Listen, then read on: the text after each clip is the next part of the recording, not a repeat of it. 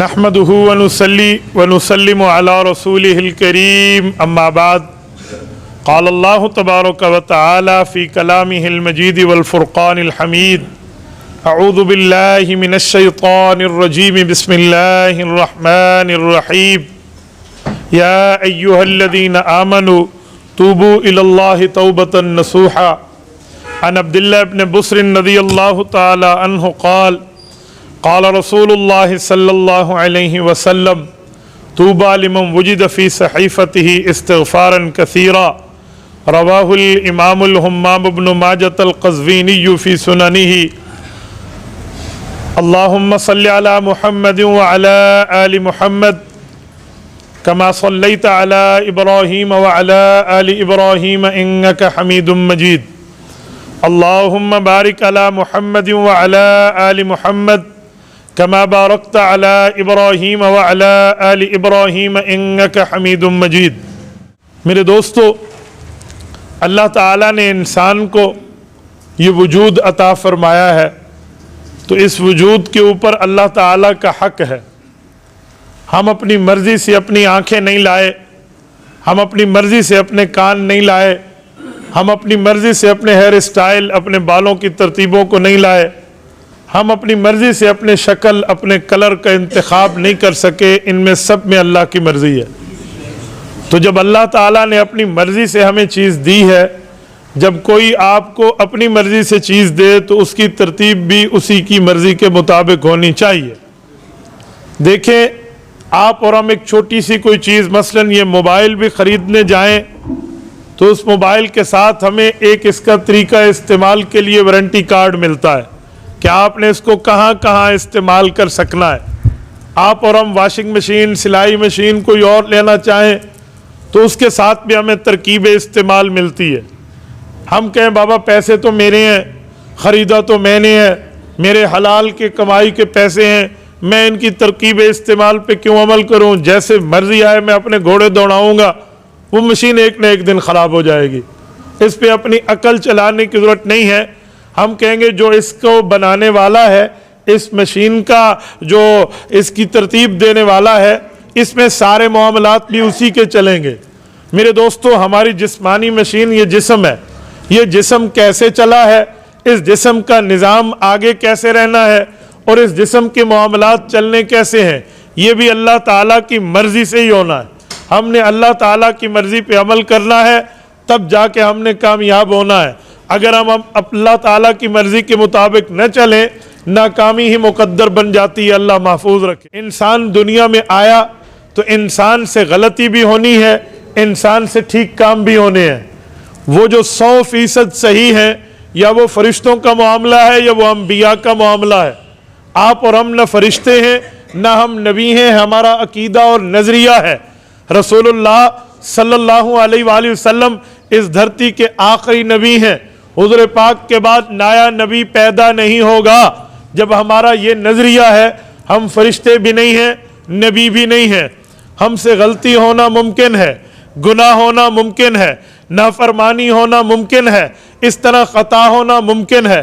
جب ہم سے یہ چیزیں ممکن ہیں تو پھر غلطی ہو سکتی ہے، تو اس غلطی کے ازالے کی ترتیب بھی سمجھ جائیں، اس خطا کے معاف کرنے کی ترتیبیں بھی ہمیں سمجھنی چاہیے۔ آپ کہیں گے کیا مطلب؟ کچھ لوگ یہ سمجھتے ہیں کہ مجھ سے گناہ ہو گیا، بس میں اللہ کا نافرمان بندہ ہوں، اللہ مجھ سے کبھی راضی نہیں ہوگا۔ میرے دوستو، یہ ترتیب شیطانی ہے، رحمانی ترتیب یہ نہیں ہے۔ غلطی ہوتی ہے، شیطان کراتا ہے، تو توبہ بھی تو اس کا حل ہے۔ توبہ کر لے، اللہ تعالیٰ غلطی معاف کر دیں گے۔ میں مثال دینے کے لیے آپ کی خدمت میں بات کر رہا ہوں۔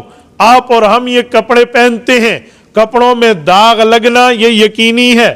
جب ہم باہر گھومیں گے، باہر کی ترتیب، وہاں کی گرد و غبار، وہاں کی مٹی، وہاں کے اثرات، باہر کے ماحول سے ہمارے کپڑے متاثر ہوں گے، اس پہ داغ لگے گا، دھبا لگے گا، میلے ہوں گے، یہ پکی بات ہے۔ پھر اس کا علاج کیا ہے؟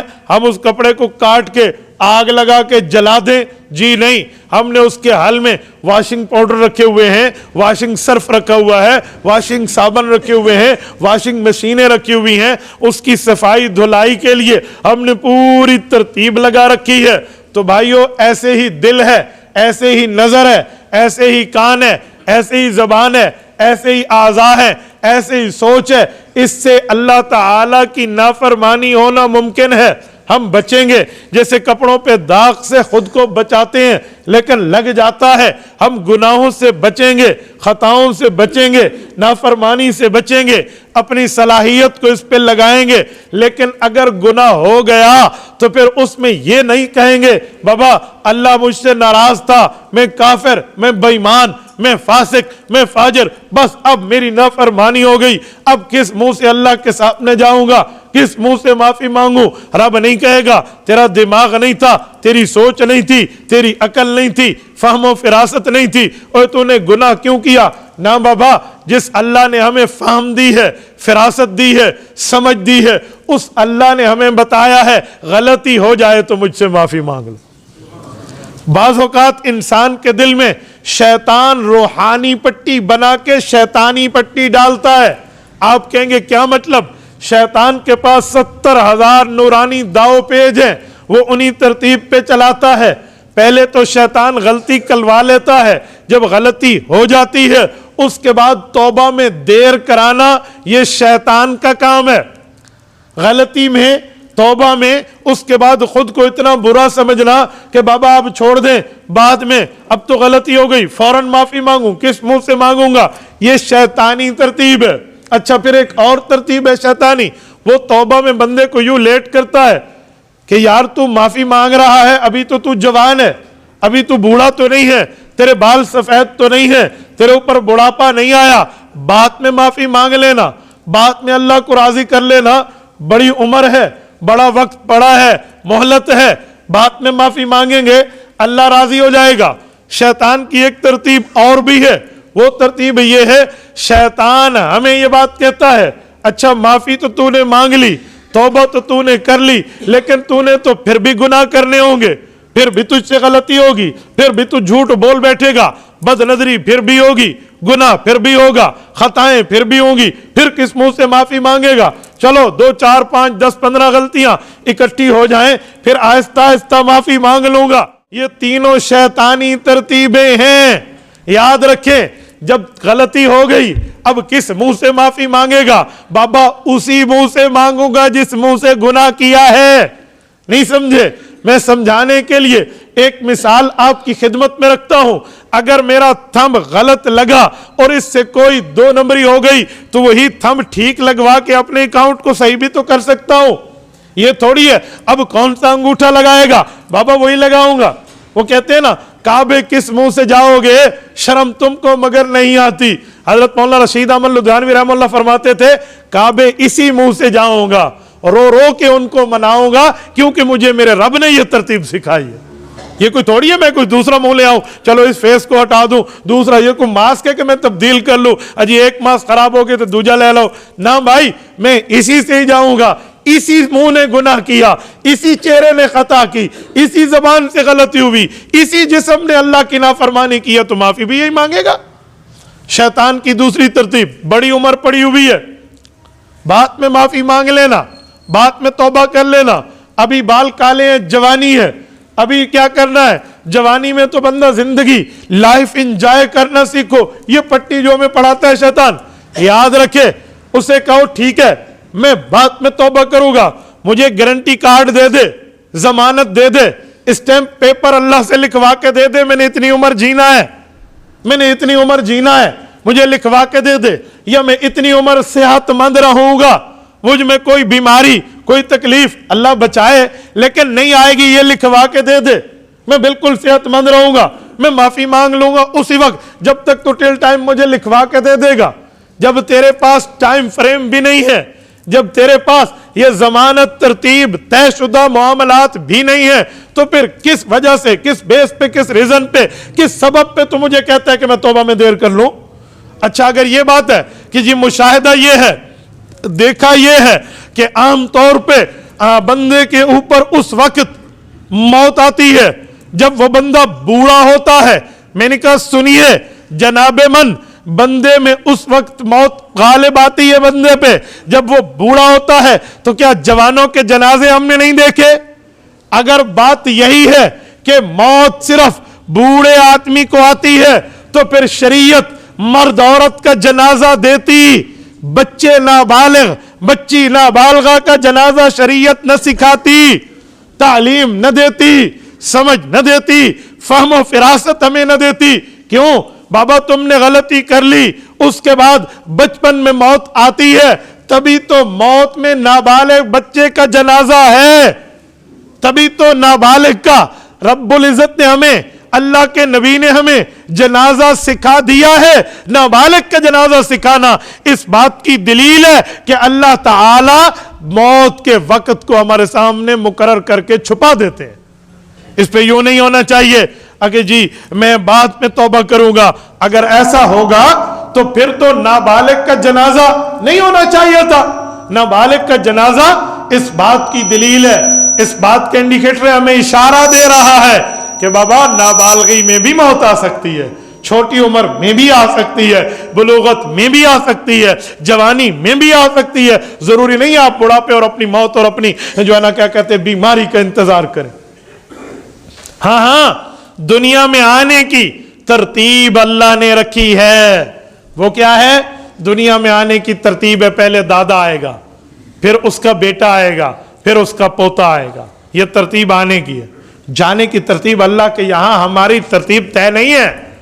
پہلے پوتا جا رہا ہوتا ہے، دادا جان ابھی گھر میں زندہ سلامت ہے، والد محترم بیٹھے، اولاد دنیا سے جا رہی ہوتی ہے. بابا آنے کی ترتیب ہے، جانے کی ترتیب نہیں ہے. جاتے ہوئے لف و نشر غیر مرتب ہے، وہاں پر یہ نہیں ہے یہ ایسے یہ ایسے. یاد رکھیں ہم اپنی زندگی کی سانسیں گن کے لے آئے ہیں، کاؤنٹ ہو چکی ہیں کتنی سانسیں، کتنے بار دل دھڑکنا ہے وہ فگر کاؤنٹ ہو چکا ہے، کتنی بار نبض چلنی ہے یہ طے ہو چکا ہے، آنکھ نے پھڑکنا ہے معاملہ طے ہے. یہ اتنے چل رہا ہے اسی ردم میں، اسی دائرے میں، اسی باؤنڈری میں یہ وہ چل رہے ہیں. دیکھا نہیں ہے؟ کہتے موت کے وقت آنکھیں پھٹی رہ گئیں. والتفت الساق بالساق، ایڑیوں پہ ایڑیاں رگڑ رہا ہے. آپ کو پتہ ہے ایڑیاں رگڑنا اور آنکھیں پھٹی ہونے کی کیا نشانی ہے؟ یہ جو باڈی لینگویج کے وہ ہے نا اسپیشلسٹ، ان سے کبھی پوچھے.